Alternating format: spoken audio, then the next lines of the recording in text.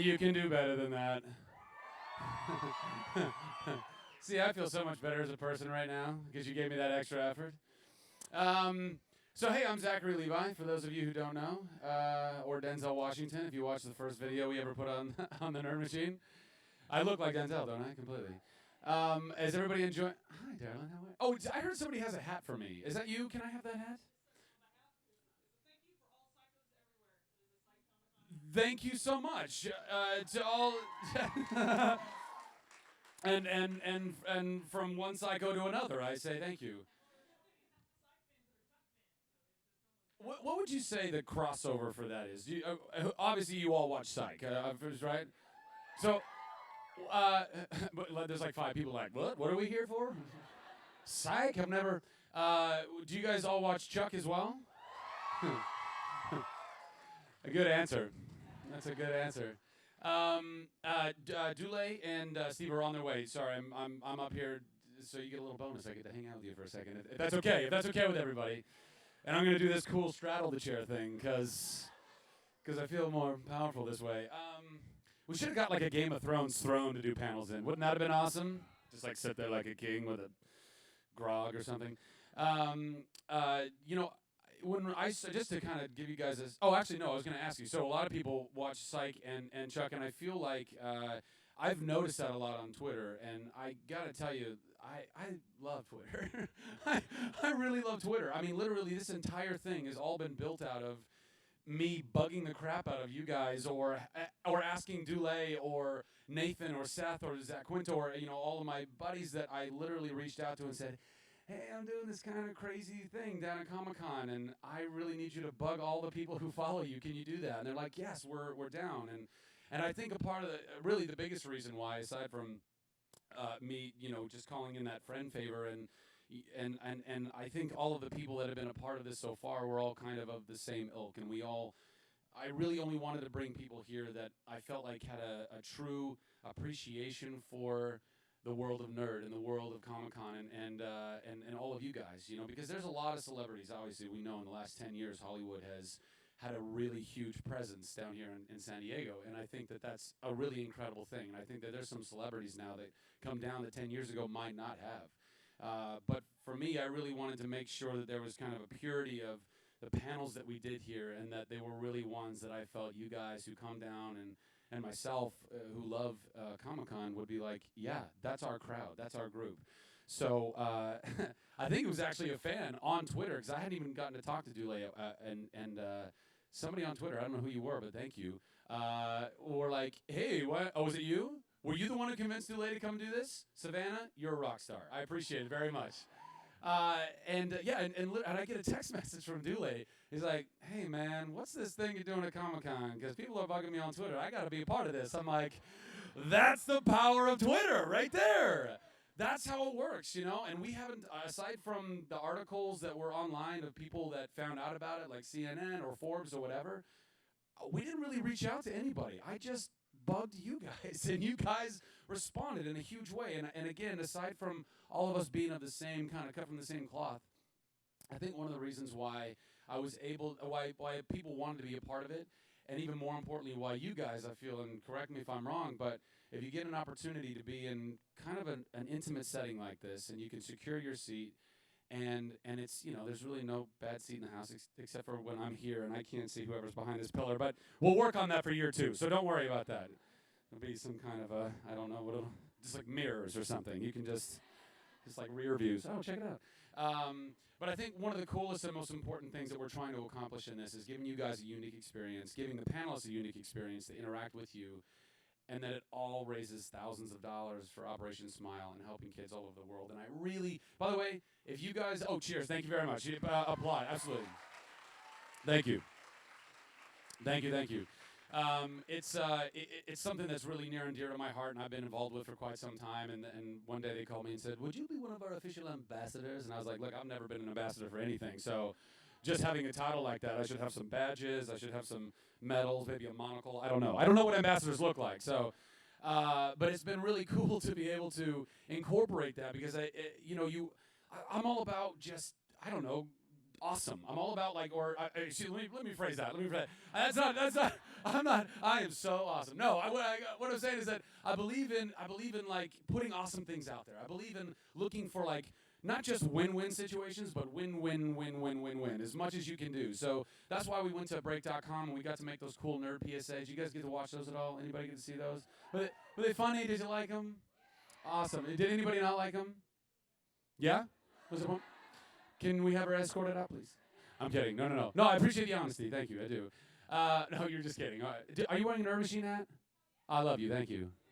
You can not like anything but buy the hat. Fantastic. I'm fully going to shill the product. Don't think I won't. But it's to me, this is kind of one of those things. I think that being at Comic-Con, our Chuck fans have been the lifeblood of our show. We've literally been on the chopping block every single year, as you guys well know.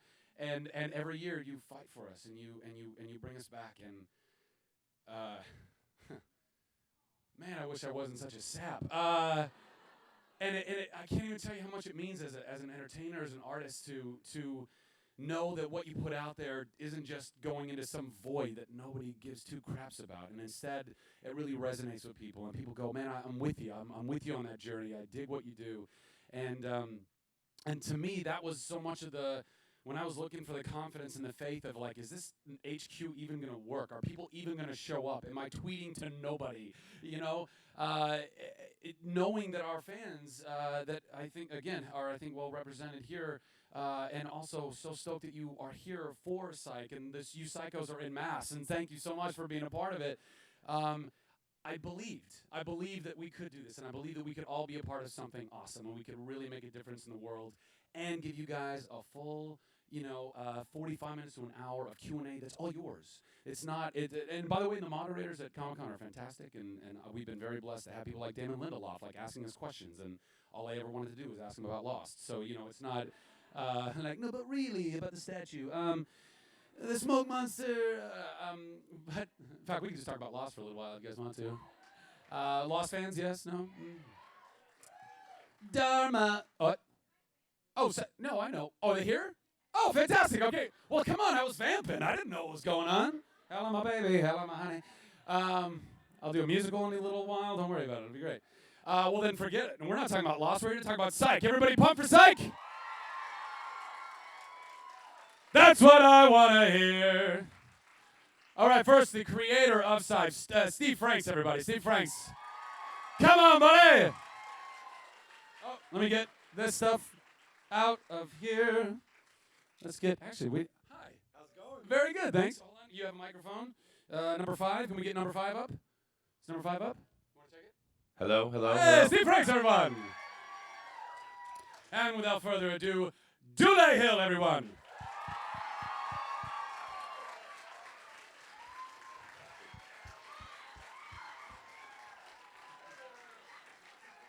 One of the coolest men in Hollywood. He gets to put an accent above one of the letters in his name. Very few people get that.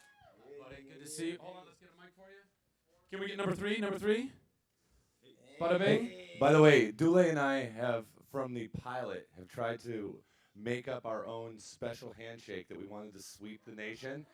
And so far, it hasn't caught on. It's been 5.5 years. This is how we greet each other. I'd like to see it every right time now. we see each other. Ready? Let's just approach.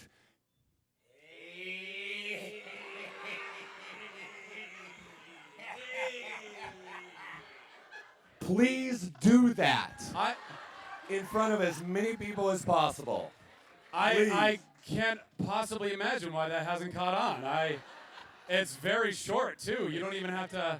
It's the kicking we just had. Zach, do it with me. Come on, all right, great. Here we go.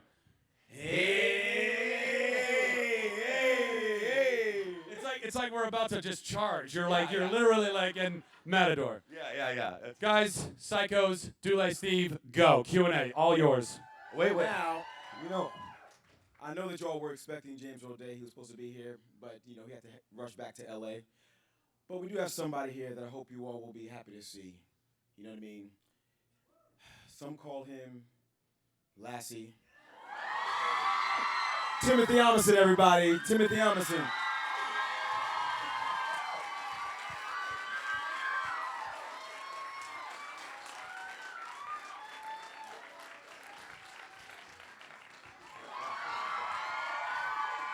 Surprise!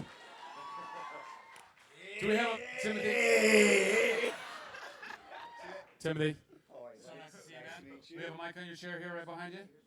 Right there. Number 2. Can we get number 2 up? That was the white dude version. I can't. So what is Steve doing then? He's in a different realm of white, man. So what's happening, Nerd HQ? Oh, do we have? Hold on. We have somebody else? Is there somebody else here? No. Oh, there is no. I've been. Sorry. Oh, yeah. Executive producer Chris Henze is here as Executive well. producer Chris Henze. Come on, Chrissy. See, we're just full of surprises at the HQ. There we go. Chris, get up here. And you get a microphone too. And if you all follow me on Twitter next week, if I can find the footage, Good luck. I'm going to tweet some really good footage of Chris Henze busting his ass Oh, the football. right outside the set of Psych. Yes, couple We were years playing ago. catch, and I took a header, and somebody had it on video, and Dule, being the prankster that he is, decided to, like, call my wife, get a copy of the video, and send it out to a bunch of people. It's so old, but now it's the only thing he can think to do because we didn't tell him about the Psych T-shirts yesterday. So he's trying to get me back.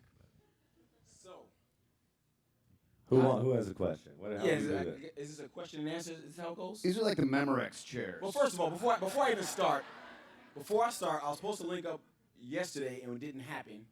So where is Aaron? There we go. I've been promising you a hug on Twitter for a while, so we have to get that out the way.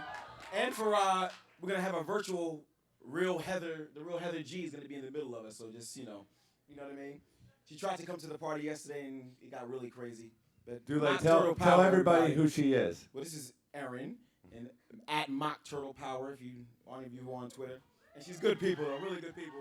It's good to finally, you know what I mean? I like to be a man of my word. It's great to finally see you. This is Tim Omundson. And that's Steve Franks right there. Can I get in on this? And then, of course, that's Chris Henze. One more. You got to get one more. Aw, There it is. It's good to see you, all right? All right. Thank you, Aaron. We'll catch you afterwards. It was just one. Just one. Hug. Wait, There we go. wait, that was much longer than mine. What's happening right now?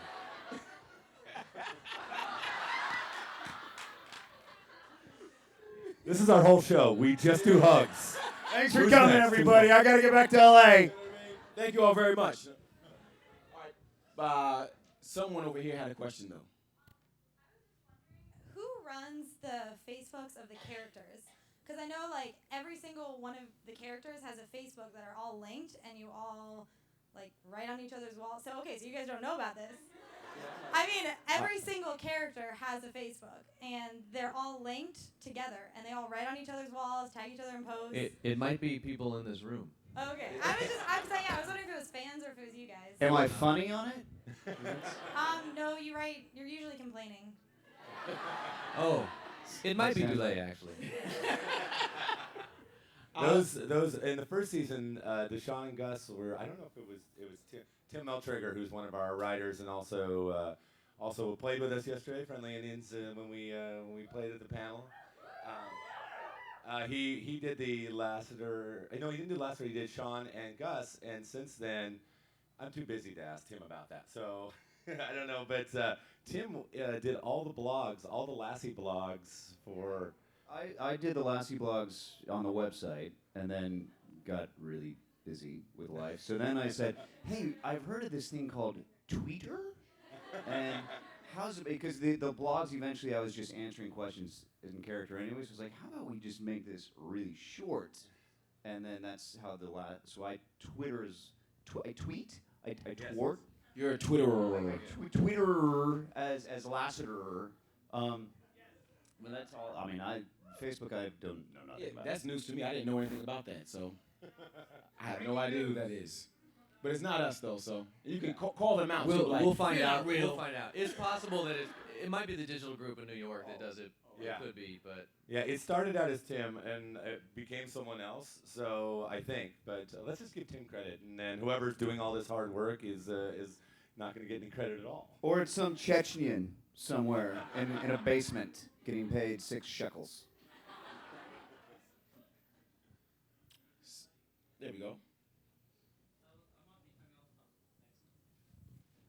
Might be coming off as a newbie, but we love the show. Thanks, guys, for doing it. Thank you for watching. Can you explain the whole pineapple thing for me? Steve. Well, before this job, I used to work at a little place called Disneyland, California. And I used to work at a place called the Tiki Room, which was sponsored by Dole Pond. Wow, there's cheering for the Tiki Room fans in the house. It really is like one of the worst rides at Disneyland. It's not even a ride. You sit there and watch 45-year-old animatronics go like this. But it was sponsored by Dole Pineapple, so I developed a deep-seated love for the pineapple, which is the international welcome fruit. So, and then in the pilot, there was a pineapple in Gus's apartment, and James threw it into a shot. And when James finds something ridiculous that he likes and can throw into the show, he will passionately embrace it and not let go. So there was this shot, and it made no sense to the rest of the episode, and we left it in because he loved it. And then the next episode, like, let's put another pineapple in, and I have a big history with pineapples, so. I believe the line was, "Shall we slice this up for the road?" Yes, exactly. And now it's just fun because, you know, and we hide one in just about every episode. Sometimes you can't find it because we've cut it out of the episode because it was in a scene that we needed to trim. But it's kind of a lot of fun to hide, and it's a good little game, and most importantly, a fresh, well done pineapple can't be beat. It's delicious. It was odd when season 2 they asked if they could hide the pineapple in the form of a tattoo on my left buttock. And I'm game, so we did it. I can't show it now. There's kids in the house. But if you don't see it in the actual episode, know that there's a shot of my, I swear. So. And I've heard that's delicious too, Tim. You should be glad they didn't ask to hide it inside your buttocks. Well, that's what they tried first. And then I'm like, no, hey, there's a line. I may be an actor whore, but there's a line I will. Wait, you'll pay me how much? Wait, are there kids here? So we should... Yeah, sure. What is your name? How you doing, Heather? Awesome. Oh, thank you. Okay, so my husband and I are here on our honeymoon, actually. Congratulations. Hey. Is that him? Thank you. Yes, this is my husband, Spiro. Spiro, Shout cool out name. Spiro. We had a director named Spiro who did That was his last name, though. what was his last name? Oh yeah. Spyro. Spyro. Oh, okay. But close though. Close enough. We feel like we know you anyway. And he was a woman, but besides that. All right. So people back home think it's kind of weird that we came here for our honeymoon, but everyone back home loves Psych, just like we do. So we were kind of wondering if we could, at your convenience, get a picture with you guys so we can kind of rub it in their faces. Let's that just we're do it here. now. Let's do it right now. Where are you from? Where is home? Chicago. Come on up. There it is. Chicago, by the way, is the home of Garrett's popcorn, my favorite popcorn in all the world. Gosh, it's delicious. Andy Berman, one of our writers, came from Chicago, and he went back last week, and he had to miss 2 days in the office. And I told him he could do it as long as he brought us the Garrett's popcorn. By the way, does everybody know Spyro and Spyro? Now I'm confused. Nice to meet you. All right, who's taking the picture here?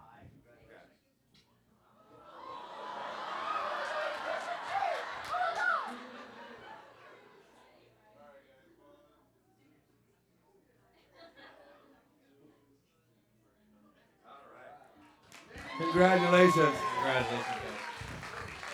Tim, I noticed you didn't kiss Spiro. I know what happened. Come on. So with that. There it is. That's how they do it in Greece. All right, who's next? I do have a question. will we ever see Dobson, or is he forever going to remain faceless like the giant lab tech owl in Police Squad? Tim, take it. The only way we're ever going to see Dobson is, I think, it'll be one of the final shots of the entire series, and it will reveal, someone will turn and it'll be Martin Sheen or something like that. Like, we've got to sell Dobson. It's got to be, I don't know, Barack Obama will come on as Dobson. So. Who is next? That is a very inside question for those.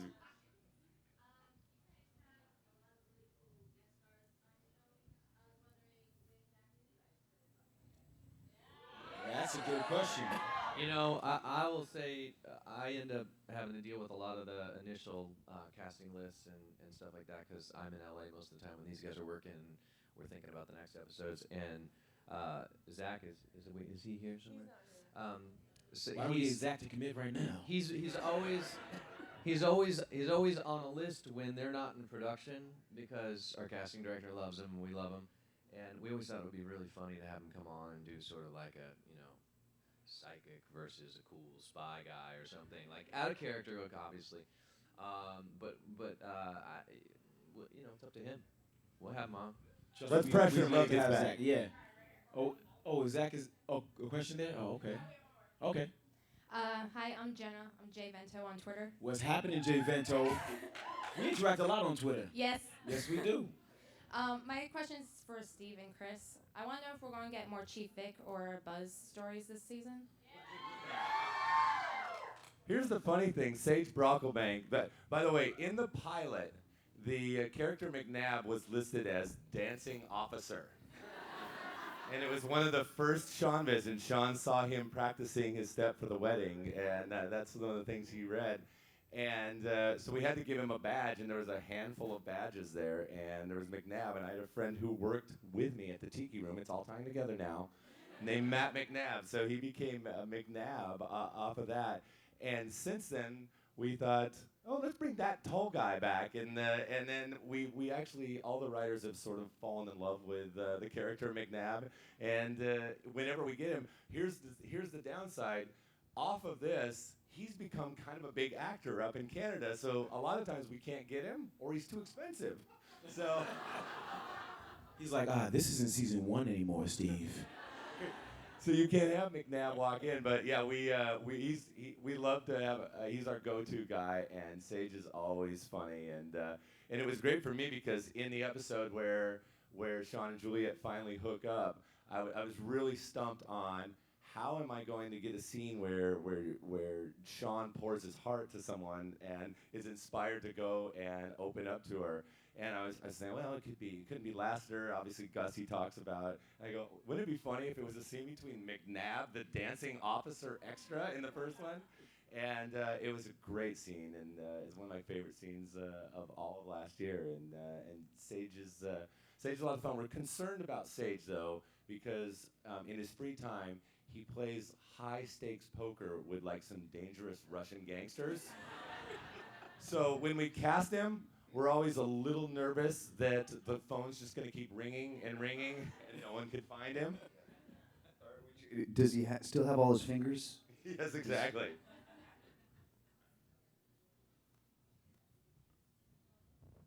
Hi. What is your name? Liz. How you doing, Liz? Good. I actually met you yesterday. Really? Good to see you again. At the TV Guide party. My question was, will there be more Gus or Lassie romances this season? Well, we worked a thing where we went out a couple of dates. And then it didn't test well. Yeah, I don't know what in happened. certain markets it tested great. But no, there is a very, very big life-changing thing for Lassie coming up in one of the first several episodes where Lassie gets a lady. The lovely and talented Christy Swanson comes to town, and Lassiter finds a place in his heart that he did not know was there, and hilarity ensues. Thank you. And for Gus takes a lot of swings at bat this year. He makes valiant efforts at love. He may get a hit, run towards first base, run with all his speed, and get thrown out at the last step. But a lot. It'll be fun to watch though. A lot. So many times that the network actually called us up at one point and went, "Really? Again?" Like it's getting creepy. Yeah. Gus is feeling a little desperate. We're like, well, not desperate, but he's the only one not in a relationship right now, and he might be a little overzealous. This might be the season of Creepy Gus.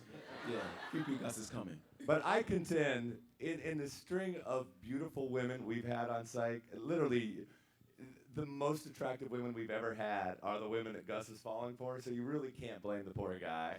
That is true. That is very true. But Diora Baird, Juliana Guil, Jessica Lucas. Who else? No, yeah, but that's season 1. That's Oh, this is all coming this up. is all this season. This is all coming up. This is all coming up. So yeah, it's gonna happen a lot. Who's next? Well, we can do both of you. I was actually talking Same to the lady, time. right? At the same time. 1, 2, 3, go. Hi, I'm Chancellor, and I wanted to know. How you doing, Chancellor? I'm good. How are That's you? a cool name, Chancellor. You cannot go wrong in life with the name Chancellor. Thank you. You're already important. I wanted to know if the Michael Jackson impression in the first Yang episode was originally written into the script, or was that something you came up with? No, that was written into the script. Rode wrote it, and of course he wrote it knowing that I would do it. And I was like, dude, what is this? Right? But I really didn't have an exact idea what he was talking about until we got to the day, and then we talked about it. And I was like, okay, cool. We knocked it out. It was fun, you know. But Rode knows me anyway, so he puts stuff in there sometimes for me to do and have fun with. Oh, cool, 'cause I really liked it, so it made me laugh. Thanks, man. What was that one? Hee hee, and the King of Pop? Something like that, yeah. This wasn't in there. This wasn't. No. Hi, my name is Arlene. I'd like to say that I think the seasons have stayed really fresh, and your episodes are always outstanding, and I applaud you for that. One of my favorites was the actor who was on Wings who played Sean's uncle. Are you going to bring? Steven Weber. Are you going to bring him back ever again? Because it looked like you could continue with something with him in the future. That's a Sage Brocklebank situation times 1,000 because Steven Weber's always working. Yes. So we are actually doing because that Uncle Jack was sort of our adventure treasure hunter character, and we're doing an Indiana Jones episode. Start shooting on Monday, and we're bringing back Carrie Elwes for that one. And Dule doesn't know this yet, but on Friday I have him scheduled to be lowered into an abandoned factory hanging upside down. So I hope he's cool with it. Thank you very much, Steve. And the floor is covered with snakes, right? No snakes. How about that?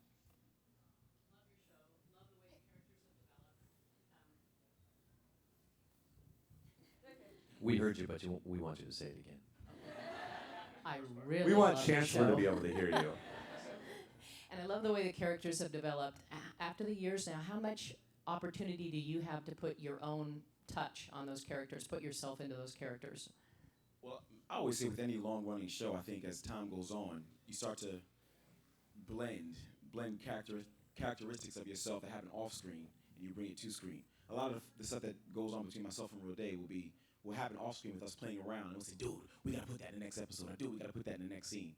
So, I mean, I say at the beginning it was like more just, say 95% just an outside character, and as time goes on, it becomes more like 60-40.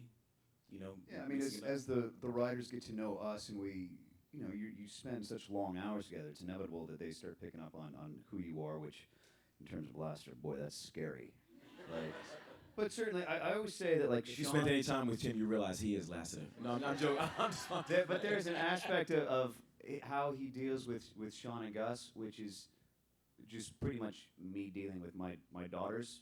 Just like these little kids who will not listen, and you can't hit them. But so all you can do is like give this really stern look, and I do the voice, and which, by the way, my daughters could give 2 fits for the voice. It doesn't work, but it doesn't work with these guys either. So I keep ramping it up, and it's not that far off the coast.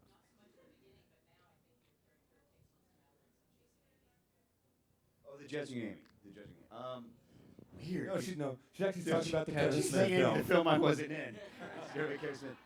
Which is weird because Sean Potter was the sweetest human being, the character I played in this other series, like just this sweet social worker, and just like, wow, that's a different guy from Lasseter. So, But I think that it's interesting because we wouldn't. I mean, without these guys and some stuff they bring to these characters, we wouldn't have, what, and we wouldn't have. Come on, son. And now we wouldn't have the new one, which is I know. Actually, come on, son. Obviously, though, is Ed Lover. You know what I mean? It's so that the first time we did it was very important to me that we acknowledge Ed for doing his thing. Now we just ran with it, and we have a very well. I think it's kind of known anyway. Yeah, I think it's safe to say that Ed Lover Ed makes Lover an appearance. comes on the show this season to do his whole bit. That's one of the good things about Psych is we'll pick up on something and somehow we'll work it into the script. You know what I mean? I mean, they've been doing the Come On Son for like a season and a half, almost too long now. And we were up there. I was up there with Andy Berman, who was prepping his episode, and we were like in the car on the way to work one morning in Vancouver, and I think Rodet was in the car, and we were talking, and somebody, Rodet was like, "Come on, son," whatever. I'm like, this is actually a really good episode. We should actually reach out to Ed Lover and see if we can get him to come up here. Like, do you think he'd do it? I was like, I think he'd do it. He's always tweeting about how much he loves Psych and the shout outs and everything else. And like one phone call to our casting director down south, one phone call to and she like put out, she didn't know how to get a hold of him. She put out like a breakdown, like anybody knows how to get a hold of Ed Lover. Like her phone rings like 6 hours later. Oh, it's Ed Lover. You looking for me? And she's like, he loves the show. He loved to do it. Like 3 days later he was on a plane, or a week later he was on a plane, and he was shooting a thing, and that is really fun. But again, like this is stuff that wouldn't happen without what all these guys bring to the characters and the stuff from their life that they think is funny. And they bring it to life, and then we riff on it, and then you'll see in the next scripts come down the pipe, there'll be a Come On Son riff, and there'll be this riff, and there'll be a what, and it just gets written in because now we know them, and the writers just. The new one coming is Man, You Don't Know. I'm just giving you the warning, Man, You Don't Know. So that's gonna be the next one for the second half of season 6. Wait, hold on. This girl in the green has had her hand up for like an hour, and I'm starting to think that circulation is going to stop going through her arm. Thank you. It did for a while. I was worried. Wait, what's your name? Hanukkah? Hanukkah? Yeah, I like the holiday, Nice. but I'm not Jewish. Have you met Chancellor? It's more of something to say to you guys. I really want to thank you because not only is your show amazing, but the foundation of my best friendship with my best friend Kim is based on our love for your show, and I would not have anything without that. So I really want to thank you guys, and I know you're probably going to hate me for asking because a million people are probably going to ask you, but I was really wondering if we could take a picture for you. We drove 4 hours just for this. Only for this event. Wow. Just for this. Only for Yeah, you guys. come on out. Come on out. Thank you so much. Hanukkah and Kim, right? Yes. It's and you're welcome, by the way. 4 hours of driving just for this. Come on out quickly. Let's keep it going. All right, who's taking the picture? Okay. Because the only other person's name I know is Chancellor, and he's way in the back.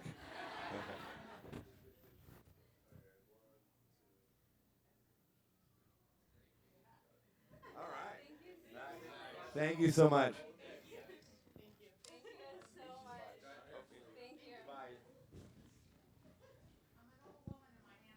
Okay, you go next.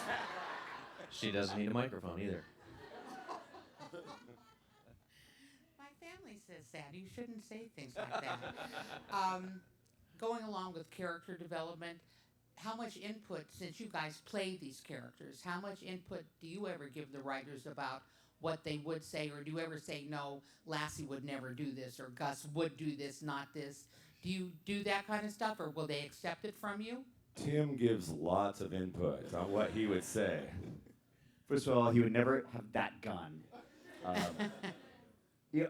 Personally, I don't need to. These writers are so dialed in with who these characters are, and after, like I said, after spending this much time together, it's so natural, and you get these scripts, and it's once in a blue moon, which doesn't happen very often, by the way. Do I ever go, nah, that doesn't really make sense to me? But almost never, because they're so good at their job. if there is something that Dule doesn't really agree with, there's usually a pattern that happens, and I'll let Steve do it. But it starts with a phone ring in his office, and then you'll hear the following. Actually, when somebody pitches something, saying, "Oh, wouldn't it be great? Wouldn't it be great if Gus is dressed up in a clown suit?" And then what happens is someone just comes and kicks him right in the groin, and then I just stop and I go, "Hold on a second, ring, Steve Hanks, Dule Hill. Yeah, Gus in a clown suit. Not feeling it." That is true. Yes, that is true. Unfortunately, we know each other well enough that I stop things before, because our writers, they're the most creative, crazy guys. We give them so much license, but they go to the edges and then beyond the edges. And I'm like, all right, listen, fast forward to Dule, seeing that in the script, it just doesn't happen. Did you say I'm in a clown suit? I just want to say also that your program has remained such a breath of fresh air with all the other stuff that goes around it. It is always fresh. It is always funny. It is always semi-believable. And thank you. And totally entertaining all the time. Thank you very much. Thank you. We aim for semi-believable. That's our thing. The question always is, could this happen? And if we can say yes, then we're on board. But really, truly, I got to give props to Steve Franks, because it's the launching pad. This pilot that he wrote and the characters he created on the script before any of us were casted came from Steve. So, you could give him the thanks. All right. Well, and right back to these guys, because we do give them crazy stuff, and you guys make it believable, and sometimes, pretty much always. We have a question over here that's just been have her hand up for a while. Okay, you over there. Wait, what's your name? I'm Lena. You know what? There's Chancellor and Hanukkah here. Maybe come up with a nickname that's kind of a little colorful. Say my name's Kwanzaa. Anyway. I thought you were coming up with one. No, my friends are just. Can I call you Xanadu? If you want to, sure, go for it. Question from Xanadu? Yeah. My friends and I noticed you guys have a lot of product placement in the show. We were wondering if you guys had a favorite one. A lot of product placement? Okay, well, there is. This is because a lot of things come through with product placement, and we're actually, because our characters are such consumers, that we get a lot of offers to put things in. And I happen to love Snyder's of Hanover pretzels. I have, on our way, we go to baseball spring training in Arizona every year. I've been multiple times to the Snyder's of Hanover factory to buy it. So when Snyder's came to us, I'm like, anytime, bring it in. I want to promote it. And the funny, there we go, right there. But the funny thing is, the funny thing is, because we give out more free product placement than any show in the history of television, because we did a run on Snickers last year that Snickers should have paid us like $500,000. We got nothing from them. Because we just love to talk about products that we like and things we like. And there's a product called the Coke Freestyle Machine, which is available in movie theaters. Yes, thank you. And it's 110-ish flavors that you can do. It's like a computer, so you can do diet, caffeine-free, cherry or orange Coke. And you push all that, and it's phenomenal. And I actually said, can somebody call Coke and see if we can get one of those, and I'll write it into an episode. Not because we'll get any money for it, because I want the world to know about this amazing thing. Okay. So when we tried to get it, and then so we worked it out, and we wrote it into an episode, and then they had trouble like getting it into Canada, and they're like, they can't get it through the border. I'm like, and like everybody's freaking out. I go, I just wanted to write it into a show, so it didn't happen. So if you're out there, Coke Freestyle people, just put them all around my house. That's what I want. Okay, I can say, but real quick, I know I don't really have a favorite product, but I can speak for Rode. I think he would probably say Axe. He's like obsessed with Axe. Like especially if he's directing an episode, you're gonna find it like in a cabinet somewhere or something. He loves Axe products for some reason. Which I don't think we get a dime for. They send us product, but that's about it. I like the Colt Firearm Company. I have one more thing. Me and my friends made T-shirts, and we were wondering if you guys would see them and tell us if you like them. We would see them for sure. You may not like the if you held answer. them up, we would. Team Team Sean, Team Laster, and Team Gus. There it is. Yeah! Very nice. You guys like them very much. See that? Let's hear it for Xanadu and her friends Very in her nice. t-shirt.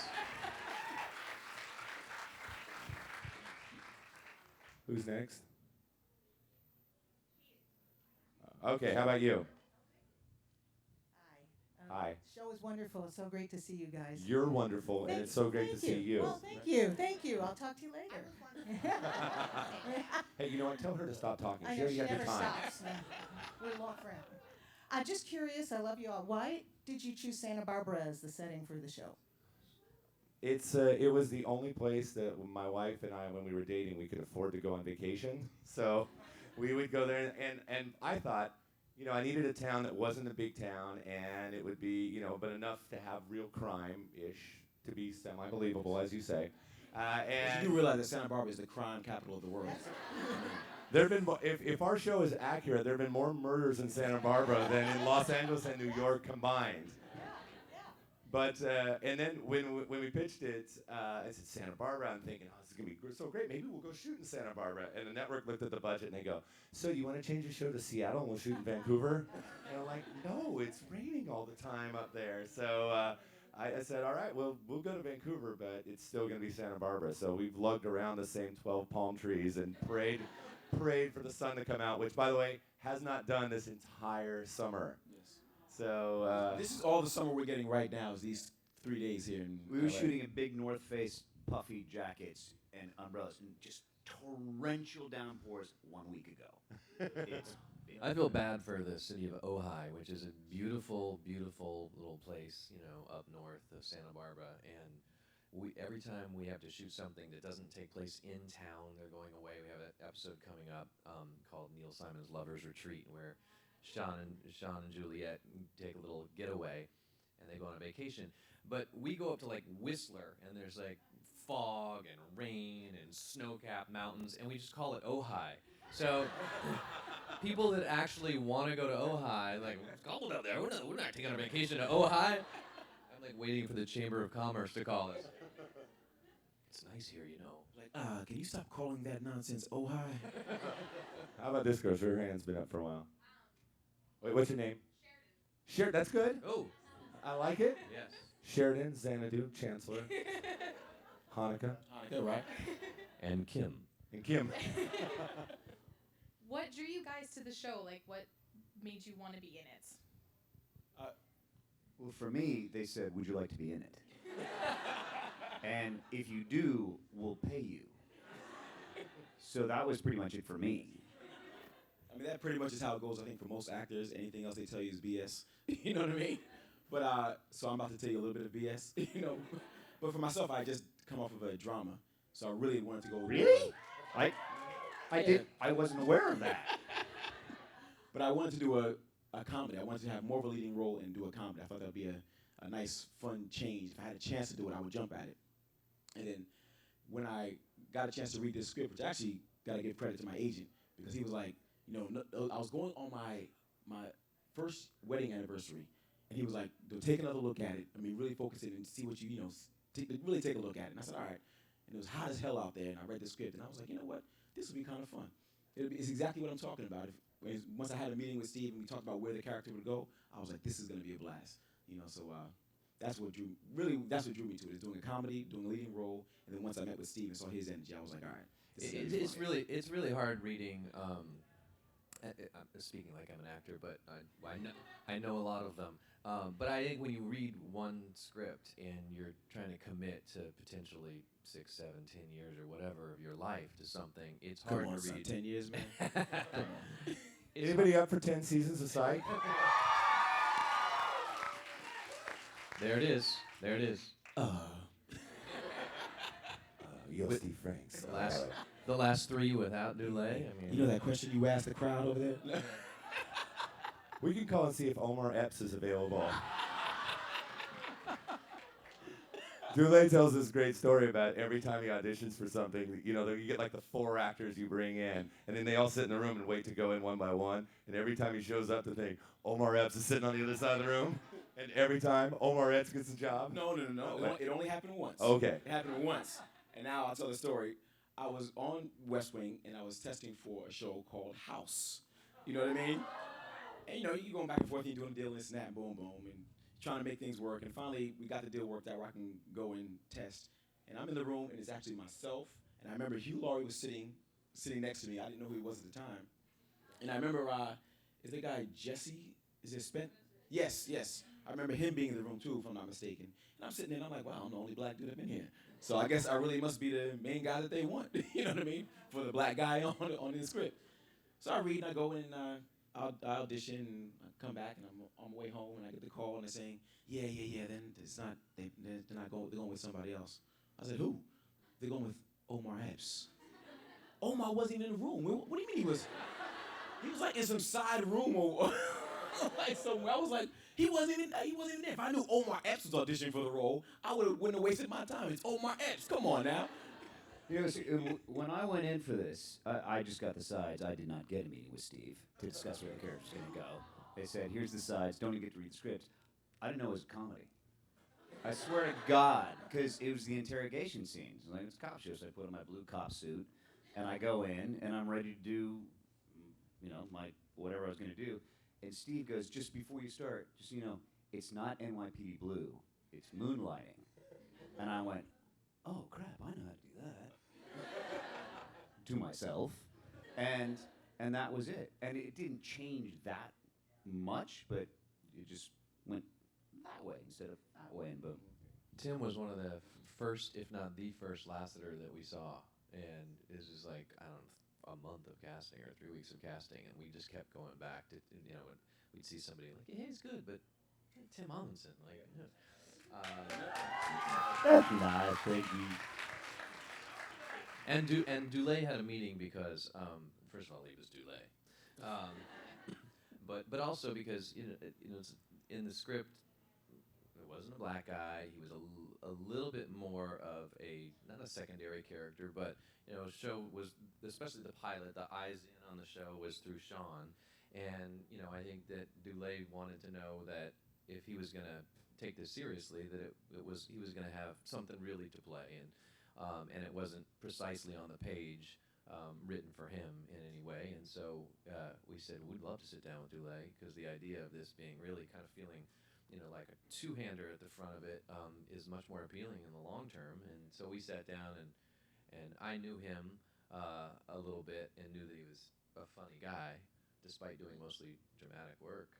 To that point, and so he came in. He was great and funny, And the funny thing about that is I did have to read for the network, and James Roday already had the role, but somehow he ended up showing up at my house to rehearse the scene before I had to go in and read Did I read with him? Yeah. No. Well, Yeah, we read did with him at we the did like a network. one-time read at the network type of Right. thing. But you know, and James was fantastic, because as soon as James was cast, he was like, anything you guys need me to do to help everybody else, I'll be there. So he actually read with a bunch of people, and then he went over and worked with you to make sure that they had chemistry.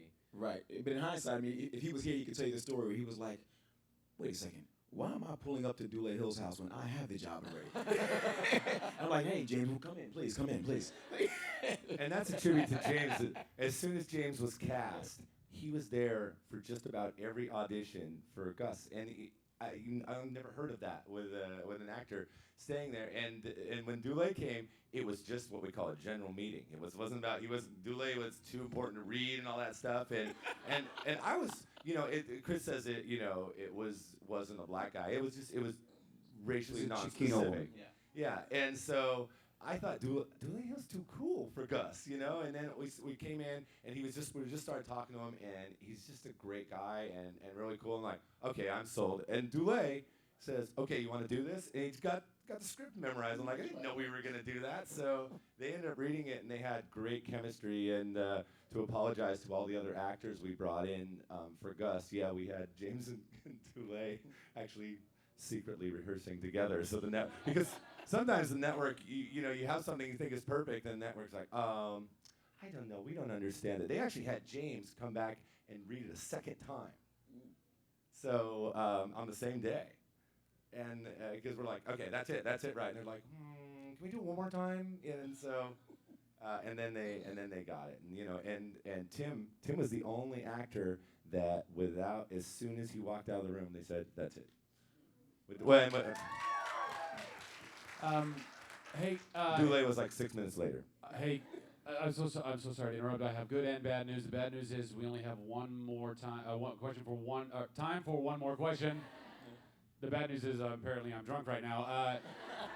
But the good news is we have time for one more question. If it's at all possible, if I could pick, Savannah was the one who actually was bugging Dule to bug me to actually get you guys here. So I feel like it might be appropriate that Savannah gets Let's do it. Thank you, Savannah. That's Savannah. We met yesterday. Yes, see? No, That's Savannah. when we walked in yesterday. That's right. Yeah. Savannah, before you ask your question, I have to say, Zach Levi here, just met him yesterday. I've been to this place 3 times. He's been here working his butt off for this great cause, and I am so in awe of you. You are so cool. I love you. Thank you, man. I appreciate that. We came yesterday morning. We came to a party last night. You're still there, working hard. It's just like working the room, and it's amazing energy and talent. And well, this is what I want. I want you all to blow up Zach's Twitter line saying, "Get on site, get on site, get on site, get on site." You missed that question. They're like, when is Zach gonna be on Psych? I'm like, we've thought about it. We just think he's not interested. Wait. So I think everybody's looking for a commitment. That's all. No, I would love to. Okay. Unfortunately, No, been stop. doing We'll a take whole yes. other We'll show, take but yes. That's all. So Savannah, why don't you lead us out here? Last question. Well, first off, does the get rotated tweet offer still apply, Dule? How about I follow you anyway? All right. And I was just wondering, when you were coming up with the characters and when you first saw the script and when you wrote it, did you ever know a Lassie or a Sean or a Gus that inspired you to make a character about them? Was there any funny times that happened? the Lasser character is actually Carlton Lasser is a friend of mine who I've known forever, named Brian Lassiter. And he... That's a stretch. But he's not quite as big a dick, I would imagine.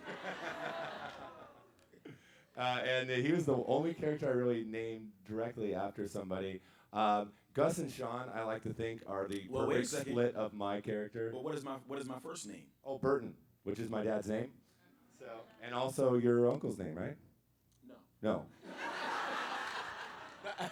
My brother's best friend is B-U-R-T, Bert. Okay, there we go. Brother's Bert, yeah. That's what it is. I knew it was something.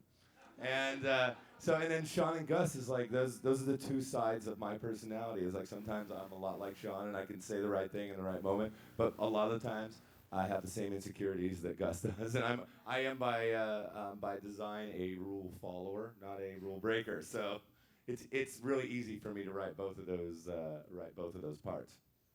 And oddly enough, Chief Vic was named after Michael Vick before that whole dog thing happened. I'm like, oh wow. And on that note, ladies and gentlemen, please give a warm round of applause and a thank you to Chris and Stephen, Dule, and Tim. Thank you. Thanks, you guys.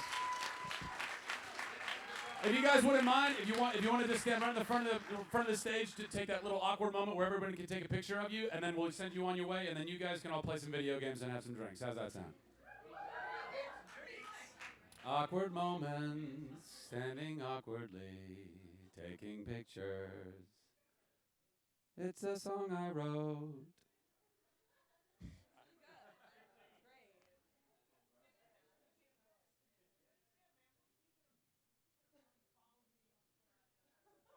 Do not harass the talent.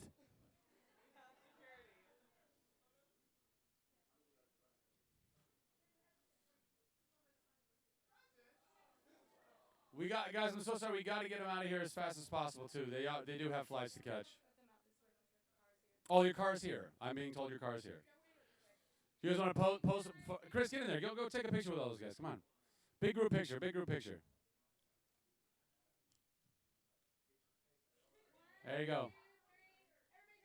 Hey, and a big cheese. Thank you guys again. Let's give them a round of applause as they're walking out of the building.